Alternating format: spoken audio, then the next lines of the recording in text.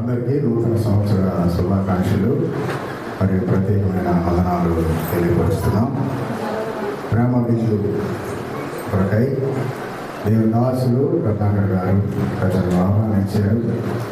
ప్రేమతో నన్ను ఆహ్వానించినందుకు వారికి సంఘానికి ప్రత్యేకమైన వందనాలు తెలియపరుస్తున్నాం. మరి ఈ సమయంలో కొద్ది నిమిషాలు మనం దేవుని మాటలు విందాం. దైవమైన బైబిల్లో మరి విందును గురించి అనేక సంగతులు ఉన్నాయి. ఆది కాండం నుండి ప్రారంభం నుండి కూడా మనం గమనిస్తే ఎన్నో రకాల విందులు మనం చూస్తాం. అబ్రహాము దేవదూతలకు విందు చేశాడు. అలాగే లోతు దేవదూతలకు విందు చేసినట్లుగా చూస్తాం. అబ్రహాము తన కుమారుడు ఇస్సాకు పాలు విడిచిన దినమందు మరి గొప్ప విందు చేశాడు. ఇలాగున చాలా రకాల విందుల గురించి దైవమైన బైబిల్లో రాయబడి ఉన్నాయి. కృత నిబంధనలో చూస్తే కానా వివాహంలో పెళ్లి విందు మనకు కనబడుతుంది. ఇలాగూ విందులు ఉన్నాయి. ప్రేమ విందు సహవాసానికి గుర్తుగా కనబడతా ఉంది. అందరూ కలిసి ఐక్యతతో మరి సహవాసం చేయడానికై మరి ప్రేమ విందు కనబడతా ఉంది. ఇలాగూ ఎన్నో రకాల విందులు ఉన్నప్పటికీ చివరిగా ప్రకటన గ్రంథంలో ఒక విందు, గొర్రెపిల్ల వివాహ మహోత్సవం సంఘాన్ని మధ్యాకాశానికి ఆహ్వానించినప్పుడు అక్కడ గొప్ప విందు జరుగుతుంది. ఆ విందులో పాలు పొందేవారు ధన్యులు అనే మాట కనబడతా ఉంది. కాబట్టి దేవుని నమ్మిన వారు అందరూ ఆ విందులో పాలు పొందుతారు. దానికంటే విందుని గురించి నేను ఎక్కువగా చెప్పడానికి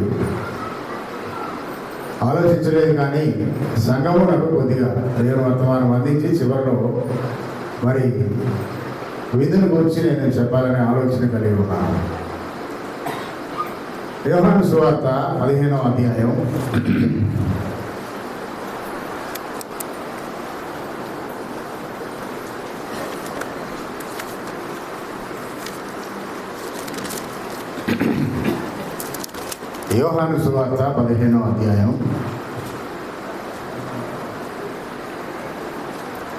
8వ వచనం నేను చదువుతున్నాను, చూడండి. యోహాను సువార్త 15వ అధ్యాయం 8వ వచనం. మీరు బహుగా ఫలించడం వలన నా తండ్రి మహిమ పరచబడును. దేవుని పిల్లలంగా ఆయన రక్తంలో విమోచింపబడిన మనము దేవుడు మనకి సంవత్సరములను ఇవిగా దయచేస్తున్నాడు. సంవత్సరం వెంబడి సంవత్సరం గతిస్తా ఉన్నాడు. మరొక నూతన సంవత్సరాన్ని దేవుడు మనకు దయచేశాడు. కానీ దేవుని పిల్లలు ఫలించాలి. ఎలా ఫలించాలి? బహుగా ఫలించాలని దేవుని యొక్క ఉద్దేశం. పిల్లలు ఫలిస్తే దేవునికి మహిమ. కుటుంబంలో మనకు కూడా దేవుడు పిల్లలను అనుగ్రహించాడు. పిల్లలు పుట్టి పెరిగి పెద్దవారు అవుతూ ఉండగా తల్లిదండ్రులకు సంతోషం. వారు పెరగకుండా అలాగే ఉంటే తల్లిదండ్రులకు దుఃఖం. వాడు పెరిగి పెద్దవాడు అవుతూ ఉంటాడు. వాడు చదువులో బాగా ప్రావీణ్యం సంపాదిస్తే ఎవరికి పేరు? తల్లిదండ్రులకు మంచి పేరు.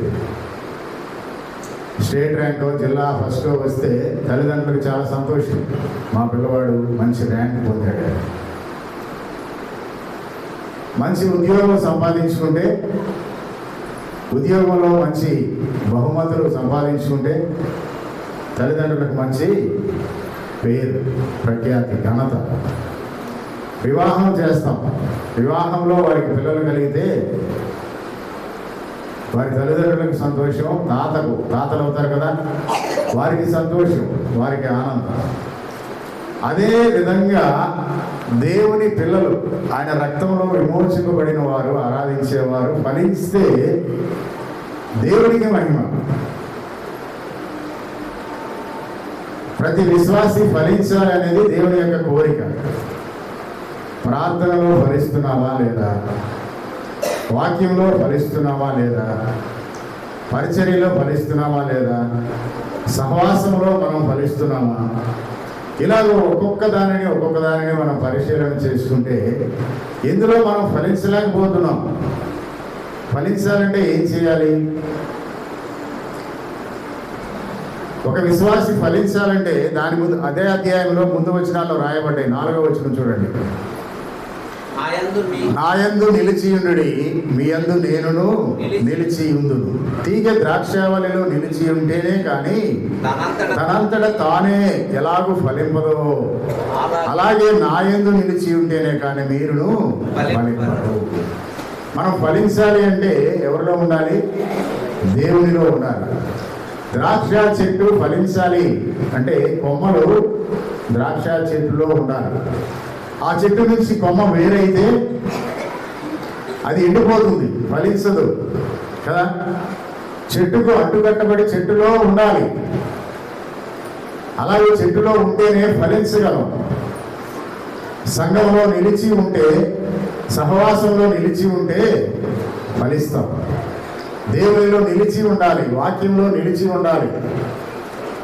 ప్రభువుతో సహవాసము కొనసాగించేవాడు ఫలిస్తాడు. నాలో మీరు నిలిచి ఉంటే నేను మీలో నిలిచి ఉంటాను. అలాగే నిలిచి ఉండక, స్థిరపడక, అస్థిరంగా ఉంటే వారు ఫలించలేరు. 6వ వచనం కూడా చూడండి, అక్కడే లేదా 5వ వచనం చూడండి. ద్రాక్షావళిని నేను, తీగలు మీరు.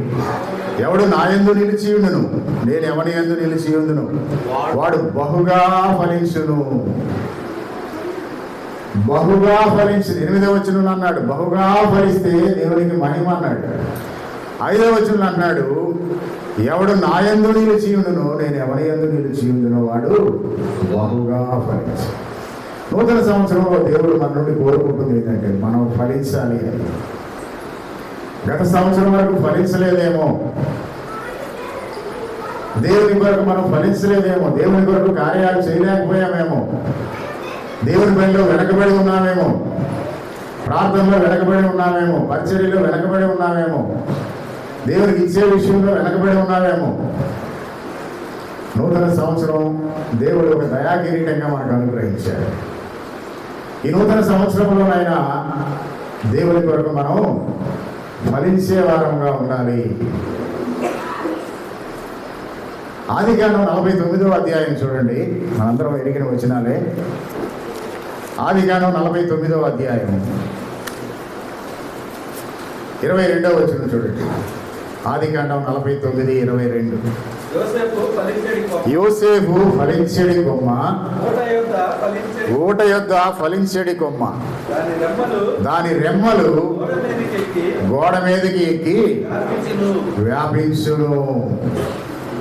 యోసేపుని గురించిన సంగతి ఇక్కడ మనం చూస్తున్నాం. యోసేపు ఫలించెడి కొమ్మ.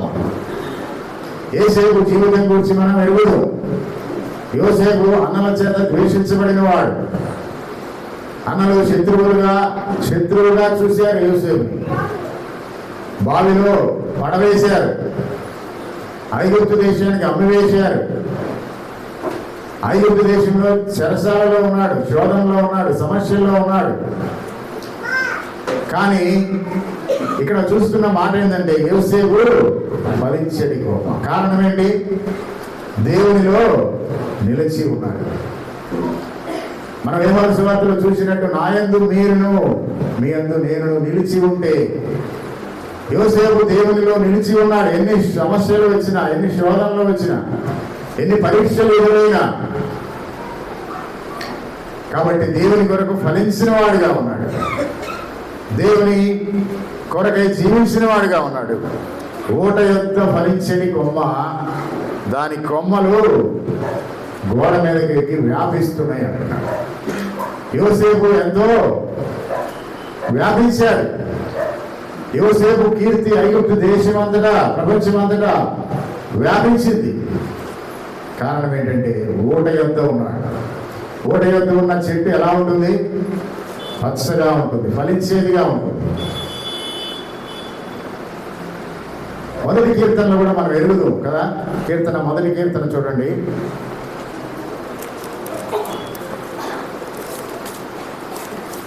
మూడవ చరణం, మొదటి కీర్తన 3వ చరణం. అతడు నీటి కాలువల యోన నాటబడిన వాడై ఆకు వాడక తన కాలమందు ఫలమిచ్చు చెట్టు వలె ఉండును. అతడు చేయునదంతయు సఫలమగును. నీటి కాలువల ఒడ్డున నాటబడిన చెట్టు ఎలా ఉంటుంది? ఆకు వాడిపో, పచ్చగా ఉంటుంది, ఫలాలు ఇస్తూ ఉంటుంది కదా. చేయునదంతయు సఫలమవుతుంది. యోసేపును గురించి రాయబడింది, అతడు చేయనిదంతయు సఫలమగుట యజమానుడు చూచి అనే మాట మనం చూస్తాం. అతడు చేసిన పని అంతా సఫలమవుతా ఉంది, కానీ మనం చేసే పనులన్నీ విఫలమవుతా ఉన్నాయి చాలాసార్లు. కారణం ఏంటంటే దేవునిలో నిలిచి మనం ఉండక మన సొంత ఆలోచనలతోటి, మన సొంత జ్ఞానంతో, మన సొంత తెలివితోటి మనం చేయడం వలన చాలాసార్లు మన పనులు విఫలమవుతాం. దేవుల్లో నిలిచి ఉండి చేయడం ద్వారా సఫలమవుతాయి. కాలువ ఒడ్డున లేదా నీటి కాలువ యోరణ ఒడ్డున నాటబడిన చెట్టు ఫలించేదిగా కనబడతా ఉంది. చేయనిదంతయు సఫలమవుతుంది అంటున్నాడు. దేవుని పిల్లలమైన మనం మన జీవితాలలో దేవుని కొరకై ఫలించే వారంగా ఉన్నామా? నూతన సంవత్సరం మనకు అవకాశం దేవుడిచ్చాడు. ఈ నూతన సంవత్సరంలో దేవుని కొరకై మనం ఫలించాలి అని దేవుడు కోరుకుంటున్నాడు. యెషయా గ్రంథం చూడండి, 5వ అధ్యాయం.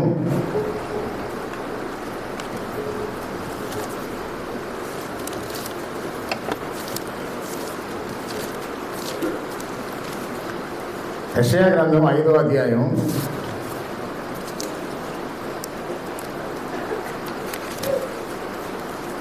3వ వచనం నుండి నేను చదువుతున్నాను చూడండి. నా ప్రియుని గురించి పాడేదను వినుడి, అతని ద్రాక్ష తోటను బట్టి నాకు ఇష్టమైన వాని గురించి పాడేదను వినుడి.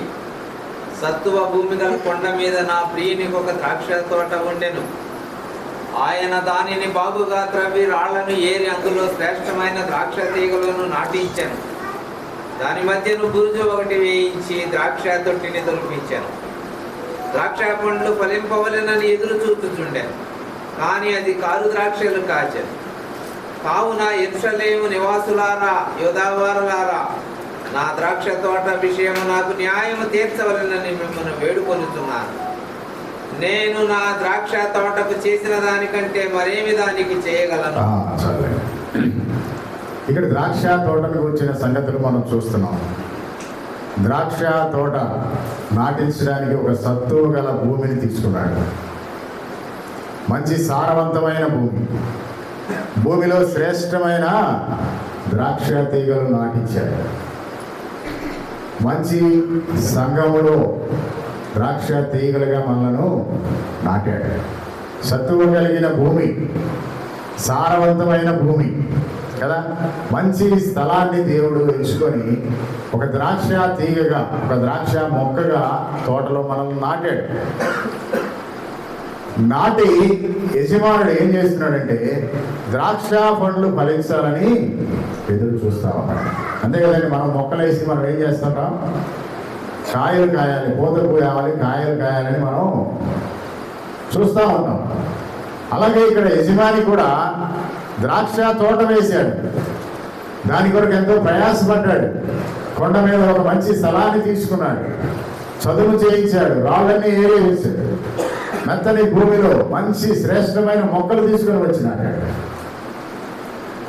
ద్రాక్ష పండ్లు ఫలించాలని ఎదురు చూస్తా ఉన్నాడు. నిన్ను నన్ను కూడా లోకంలో ప్రత్యేకించి జగత్తు పునాది వేయబడక ముందే ఆయన ఏర్పాటులో ఉన్న మనలను తీసుకొని వచ్చి ఒక చక్కని సంఘంలో, వాక్యానుసారమైన సంఘంలో నాటాడు. నాటి ఏం చేస్తున్నాడు? ఇప్పుడు ఎదురు చూస్తున్నాడు. దేనికోసం? ఫలాల కోసం. ఫలించాలి అని. నువ్వు ఫలిస్తే దేవునికి మహిమ కదా. బహుగా ఫలించడం ద్వారా దేవుడు నా తండ్రి మహిమపరచబడతాడు. నువ్వు ఫలించాలని ఆయన ఎదురు చూస్తున్నాడు.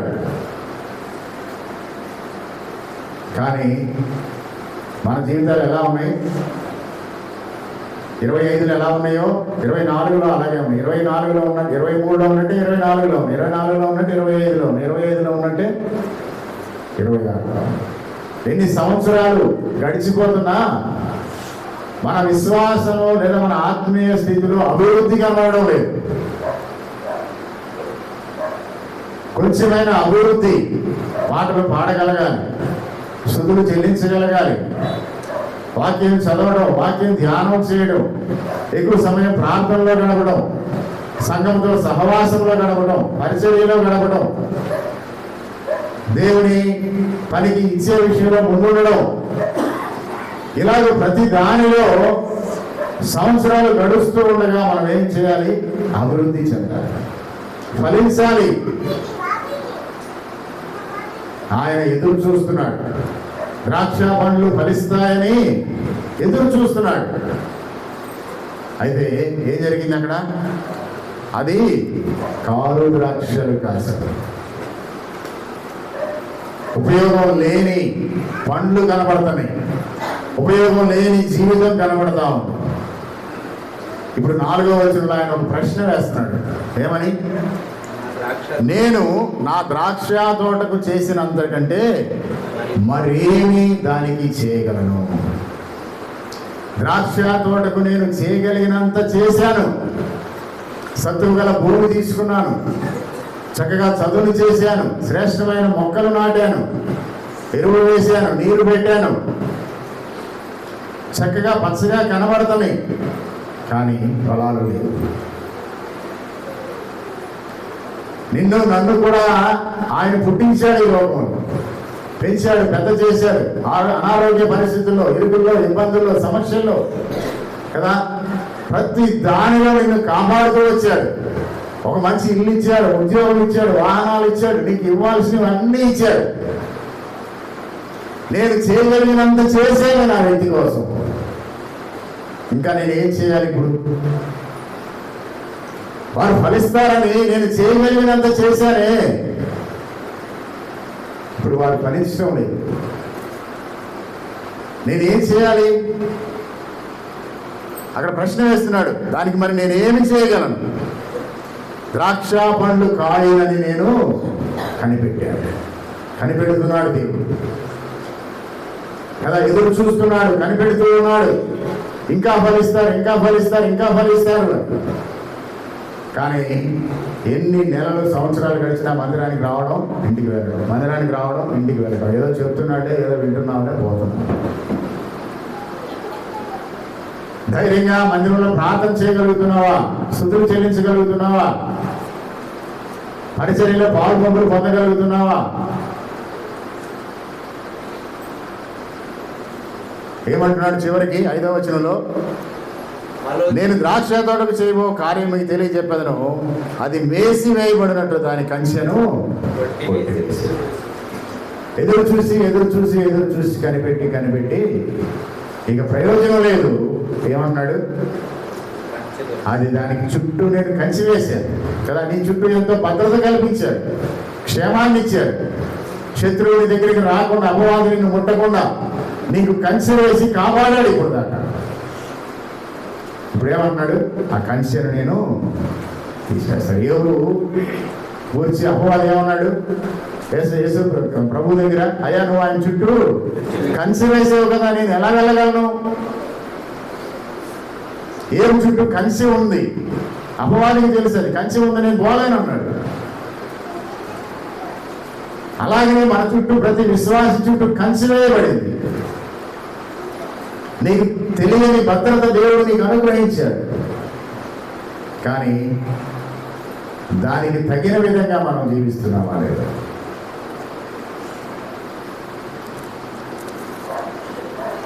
చివరిగా నేను ముగించబోతున్నాను. లూకాసు వార్త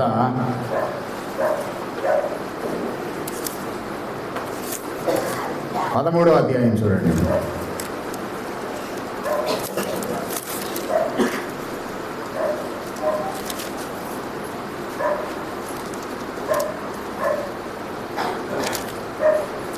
లూకాసు వార్త 13వ అధ్యాయం 6వ వచనం నుంచి చూస్తే, మరియు ఆయన ఈ ఉపమానం వాడితో చెప్పాను. ఒక మనుషునికి ద్రాక్ష తోటలో అంజూరపు చెట్టు ఒకటి నాటబడి ఉండేది. అతడు దాని పండ్లు వెదక వచ్చినప్పుడు ఏమీ దొరకలేదు. కనుక అతడు, ఇదిగో 3 ఏళ్ల నుండి నేను ఈ అంజూరపు చెట్టును పండ్ల కోసం వెతుకుచూ ఉన్నాను, కానీ ఏమీ దొరకలేదు. దీనిని నరికివేయము, దీనివల్ల ఈ భూమి అలా వ్యర్థమైపోవాలని ద్రాక్ష తోటమాలితో చెప్పాను. ఇక్కడ ద్రాక్ష తోటలో అంజూరపు చెట్టు మనకి కనబడుతుంది. ఆ అంజూరపు చెట్లు పండ్ల కొరకే నాటబడింది, ఫలించాలని. ఆ పండ్లు వెతుకుతూ యజమాని వచ్చాడు. యజమాని వస్తే ప్రతి సంవత్సరం వచ్చాడు. 3 సంవత్సరాలు వెతుకుతున్నాడు, కానీ చెట్టు పచ్చగా కనబడుతుంది, కానీ దానిలో ఫలాలు.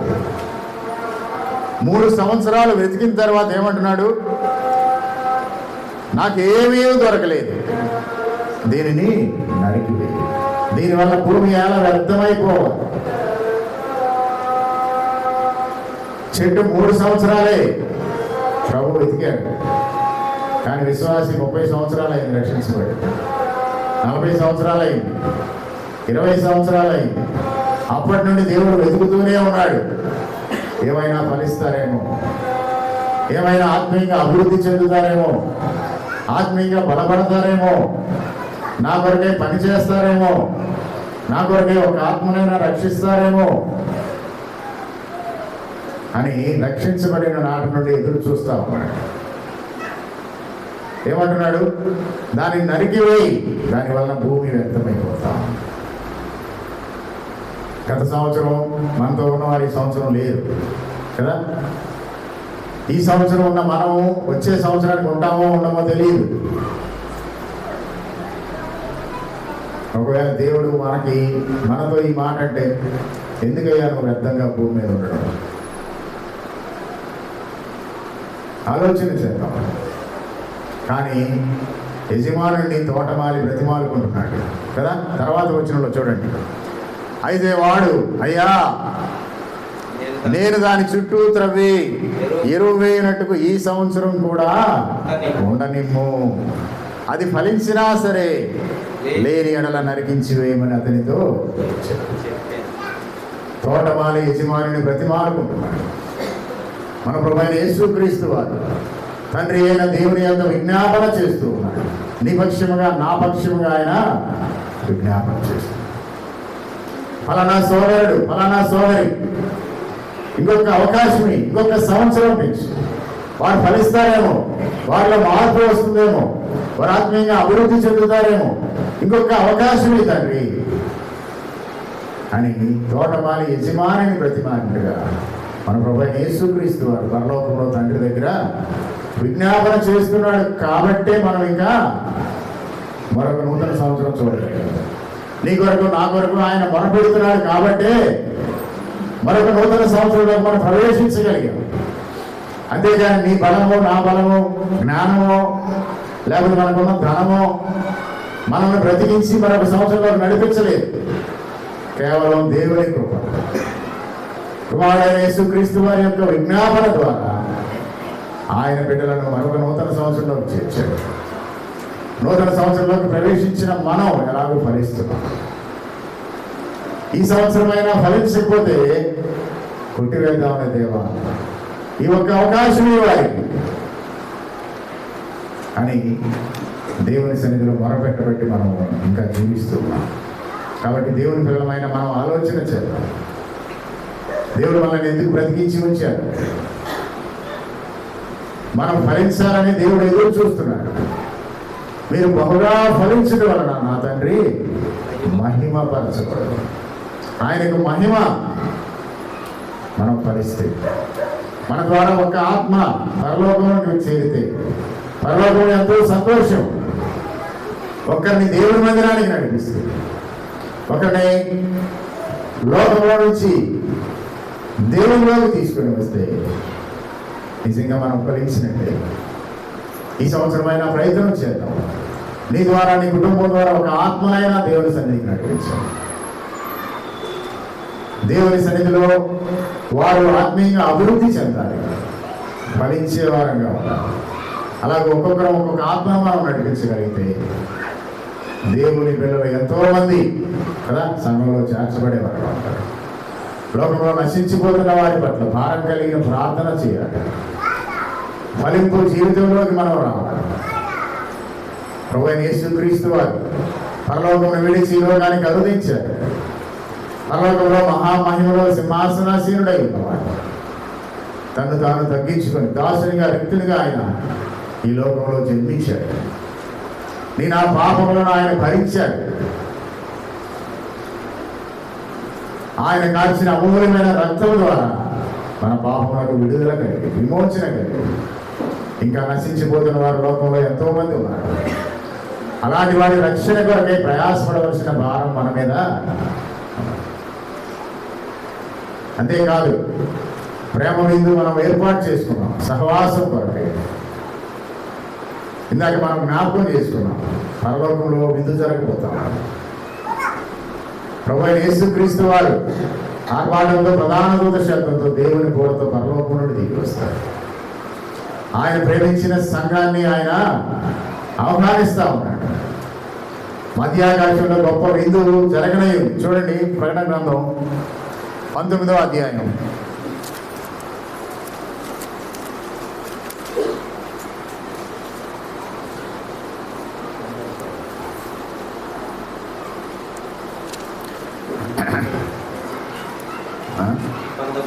19వ అధ్యాయం 6-7 వచనాలు.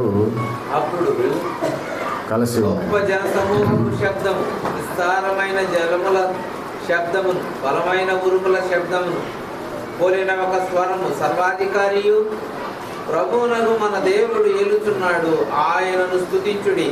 గొర్రెపిల్ల వివాహోత్సవ సమయము వచ్చినది, ఆయన భార్య తన్ను తాను సిద్ధపరుచుకుని ఉన్నది కనుక మనము సంతోషపడి ఉత్సహించి ఆయనను మహిమపరిచేదమని చెప్పగా వింటిమి. 9వ వచనం కూడా నేను చదువుతా చూడండి. మరియు అతడు నాతో ఇలాగూ చెప్పాను, గొర్రె పిల్ల పెండ్లి విందుకు పిలువబడిన వారు ధన్యులు అని రాయము. సంఘము సిద్ధపడతాం కదా, ఫలించే సంఘం కదా, ఫలములు లేని సంఘం కోసం కదా ఆయన వచ్చేది. ఫలించే సంఘం కోసం, ఫలించే సంఘము ఎత్తబడే సంఘంగా ఉంటుంది. ప్రభువు రాకడలో ప్రభువును కలుసుకునే సంఘంగా ఉంటుంది. సంఘము సిద్ధపడతా ఉంది. పెళ్లి కుమార్తెకు సాదృశ్యంగా ఉన్న సంఘము సిద్ధపడుతూ ఉండగా ప్రభువు కడప కూడా వినగానే సంఘం ఎత్తబడుతాం. ఎత్తబడిన సంఘము ఆయన రక్తంలో విమోచింపబడిన వారందరూ ఎత్తబడతారు. ఎత్తబడిన సంఘంతో కలిసి 9వ వచనం అంటాడు, అతడు నాతో ఇలాగూ చెప్పాను, గొర్రె పిల్ల పెండ్లి విందుకు పిలువబడిన వారు ధన్యులు. ధన్యులుగా ఉన్నామా? ఇంకా ఈ రాత్రి కాల సమయం వరకు ఎవరైనా ఆయన బిడ్డలుగా చేయబడకపోతే, ఆయన రక్తం ద్వారా కడబడకపోతే, గొర్రె పిల్ల పెండ్లి విందులో నీకు పాలు పంపులు లేవు, విడవబడతావు. గొర్రెపిల్ల పెండ్లి విందులో పాలు పంపులు పొందాలంటే ఇక్కడే మారు మనసు పొందాలి. ఇక్కడ ఉన్నప్పుడే మన జీవితాన్ని దేవుడికి అప్పగించుకోవాలి. ఎవరైతే అలాగూ రక్షించబడి బాప్తిసం పొంది ప్రభువు బిడ్డలుగా చేయబడతారో వారందరికీ అవగాహన, వారందరూ తండ్రితో ప్రభువుతో కలిసి విందులో పాలు పంపులు పొందుతారు. అక్కడ సంతోషం, ఆనందం, యుగయుగాలు సదాకాలం పరలోక రాజ్యంలో ఉండే గొప్ప ధన్యత మనకు అనుగ్రహించారు. విడవబడిన వారు నిత్య నరకాగ్నిలో యుగయుగములు అగ్ని ఆరదు పురుగుచ్చావు. యుగయుగాలు అక్కడ ఉండవలసినది, అందులో నుంచి బయటికి రాలేరు కదా. ధనవంతుడు లాజరు గురించి మనకు తెలుసు. గొప్ప ధనవంతుడు రోజు విందు చేసుకునేవాడు, లాజర్ని పట్టించుకునేవాడు కాదు. కానీ లాజరు ఒక దినాన్ని చనిపోయి అబ్రహాముడు ముక్కుకొని పోగొట్టాడు. ధనవంతుడు కూడా చనిపోయాడు. ఎక్కడికి వెళ్ళాడు? పాతాళంలోకానికి వెళ్ళాడు. నిత్య నరకాగ్నిలో కేకలు వేస్తున్నాడు, తండ్రివైన అబ్రహామా లాజరును పంపించు. ఈ లోకంలో ఉండగా ప్రభువును మన హృదయాలు అప్పగిస్తే ఆ పాతాళం నుంచి, ఆ నిత్య నరకాగ్ని నుంచి తప్పించుకొని గొర్రెపిల్ల పెండ్లి విందులో పాలు పంపులు పొంది ప్రభుత్వ సదాకాలం ఉండే గొప్ప ధన్యతను మనకు అనుగ్రహించబోతున్నాం. కాబట్టి లోకంలో ఉన్న సంఘము ప్రభు కొరకు బహుగా ఫలించేదిగా ఉండాలి. అన్ని విషయాలలో మనం ఫలించే వారంగా ఉంటే మన ద్వారా దేవుని నామానికి మహిమ కలిగించి, మన ద్వారా దేవుని నామానికి ఘనత కలిగించి, ఆయన బిడ్డలుగా ఈ లోకంలో మంచి పేరుతో ఎత్తబడే సంఘంగా ఉంటారని ప్రభు పేరున నేను జ్ఞాపకం చేస్తూ ముగిస్తున్నాను. దేవుడి మాటలు మన కొరకై దీవించుకుంటారు.